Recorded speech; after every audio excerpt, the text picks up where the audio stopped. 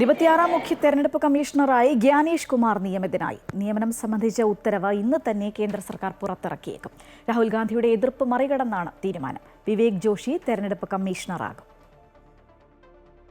നിലവിലെ മുഖ്യ തെരഞ്ഞെടുപ്പ് കമ്മീഷണർ രാജീവ് കുമാർ ചൊവ്വാഴ്ച വിരമിക്കുന്ന ഒഴിവിലേക്കാണ് ഗ്യാനേഷ് കുമാറിന്റെ നിയമനം. 1988 ബാച്ച് കേരള കേഡർ IAS ഉദ്യോഗസ്ഥനാണ് ഇദ്ദേഹം. നിലവിൽ തെരഞ്ഞെടുപ്പ് കമ്മീഷണറായി പ്രവർത്തിക്കുകയായിരുന്നു. ഇദ്ദേഹം മുഖ്യ തെരഞ്ഞെടുപ്പ് കമ്മീഷണറായതോടെ ഹരിയാനയിലെ ചീഫ് സെക്രട്ടറി വിവേക് ജോഷിയെ പുതിയ തെരഞ്ഞെടുപ്പ് കമ്മീഷണറായി നിയമിച്ചും ഉത്തരവിറക്കിയിട്ടുണ്ട്. പ്രധാനമന്ത്രി, ആഭ്യന്തരമന്ത്രി, ലോക്സഭാ പ്രതിപക്ഷ നേതാവ് എന്നിവരുൾപ്പെട്ട സമിതിയാണ് മുഖ്യ തെരഞ്ഞെടുപ്പ് കമ്മീഷണറെ തെരഞ്ഞെടുക്കുന്നത്. ഈ പാനലിൽ കേന്ദ്ര സർക്കാരിന് ഭൂരിപക്ഷം ലഭിക്കുന്നതിന് സ്വതന്ത്ര നിയമനം സാധ്യമല്ലെന്നാരോപിച്ചുള്ള കേസ് സുപ്രീം കോടതിയുടെ പരിഗണനയിലാണ്.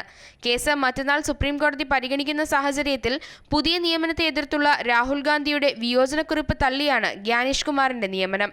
ജസ്റ്റിസ് KM ജോസഫിന്റെ വിധി ചൂണ്ടിക്കാട്ടിയാണ് രാഹുൽ ഗാന്ധി യോഗത്തിൽ എതിർപ്പുന്നയിച്ചത്. പേരുകൾ ചർച്ചയ്ക്കെടുക്കുന്ന ഘട്ടത്തിൽ യോഗത്തിൽ നിന്ന് ഇറങ്ങിപ്പോകുമെന്ന് രാഹുൽ ഗാന്ധി അറിയിച്ചു. ഇതോടെ പേരുകൾ നിശ്ചയിച്ചതിൽ രാഹുൽ പങ്കെടുത്തില്ലെന്ന് രേഖപ്പെടുത്താമെന്ന് പ്രധാനമന്ത്രി മോദി ഉറപ്പു നൽകി. ഇറങ്ങിപ്പോകാതെ യോഗത്തിലിരിക്കണമെന്ന് രാഹുലിനോട് പിന്നീട് പ്രധാനമന്ത്രി അഭ്യർത്ഥിച്ചു. ഇതേ തുടർന്ന് യോഗം തീരും വരെ രാഹുൽ ഗാന്ധി യോഗത്തിലുണ്ടായിരുന്നു. News desk, Amrita news.